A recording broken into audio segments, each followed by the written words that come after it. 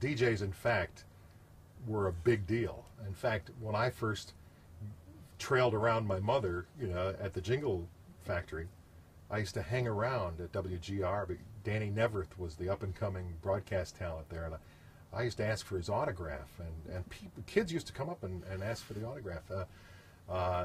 Jocks were a big deal, and it's funny because things have changed so dramatically. I guess it's the me era, and it's I call it.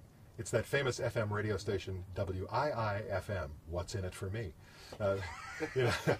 People who come up today to a disc jockey typically say, hey man, you got a belt buckle for me? You got any hats? Have you got any CDs? You got any bumper stickers for me? It's What's in it for me. I guess McDonald's said it best when they did the You campaign, which is, you are the reason we do what we do. We do it for you at McDonald's.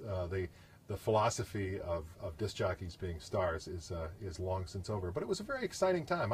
I remember being on television. Paul Drew allowed me to do the Swingin' Time show on Channel 9 for Robin Seymour a few times and Tommy Shannon, and it was a great thrill. And people would recognize you on the street, and it was a neat deal. Paul always made sure that we had a lot of exposure. We were always introducing the groups.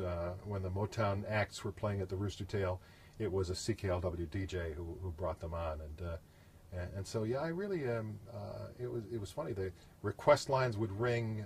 People were enamored by the idea that a person could be on the radio, and in many respects, it was viewed as the next best thing to show business. Of course, I happen to still think that it is. I can honestly tell you, when the alarm goes off in the morning, I can't wait to get to my job.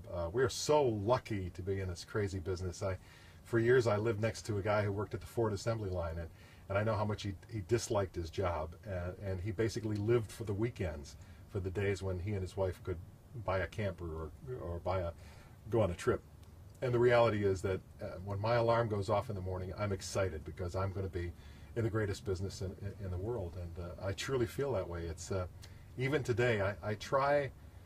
There are a lot of folks who have, I guess, in many respects, stay stuck in the past. The hardest thing for all of us who are getting up in years. I sit here and I'm 56 years old, and I have to tell you that I have experienced radio stations before cartridge machines.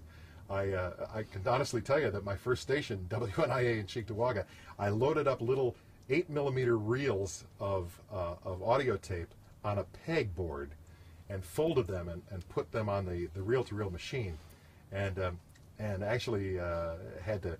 It took about 3 turns for them to get up to speed. You had to back cue them, and of course the days of turntables, and it's hard to believe that I work in a radio station today that doesn't have a CD player. It doesn't have a turntable. It doesn't know what wax or vinyl is, much let alone a shellac. But it's obviously an evolution of where this great business has gone. I was an engineer by trade. I studied the early days of radio. There's a wonderful book called The Border Blasters and Superpowers, and it tells the story of some of the early 500,000 watters across the border, the Del Rio Texases of the world, and Dr. Brinkley and his goat gland cure for cancer. Just some wonderful stories about how radio evolved over many years. Anybody who thinks that this evolution is true is kidding themselves. This is, we're in a very different phase. I work in a high-tech building today that has lots of toys that I never imagined could have even existed. Whereas, 10 years ago, I would have killed to have a 16-track recorder in my production room. Today, I have a 198-track recorder on my Cool Edit Pro on my desktop. And by the way, I have that on my desktop at my own PC, and I can cut production sitting at my desk if I want, and I do. And it's such a different world. It's a steeper learning curve in a lot of respects. I can't tell you that I don't miss cueing a record, because I do. I was one of those guys who always threw the record on the turntable at the very last minute, and so because of that, I used to learn how to cue them by needle talk. I'd spin that record around and I'd get that needle going. I could hear it without the cue circuit. And I always prided myself on running a really tight board. And my ad in broadcasting should have said "tight board, no drifter." But I can't tell you that I don't miss turntables. I was up in the attic of our station in Sarasota the other day, and I found an old gray, it was a brand name, by the way, gray viscous damped tone arm. And you probably remember them. They had the General Electric VR2 cartridge that had the little red diamond on the top that you spun around because it had a 78 and a 33 RPM needle. And I thought to myself, what a classic.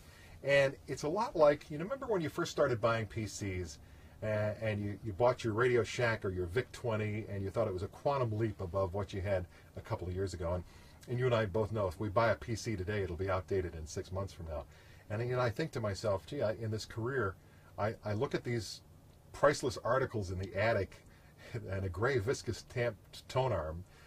I remember queuing records on that, just what seems like yesterday. So it's a very evolutionary business. It's a good time to reflect, I guess, on where the business has come. But boy, nothing in radio is linear. If you think that we're in a quantum leap right now. There's a lot of technology that's just kicked in the radio business that is very exciting.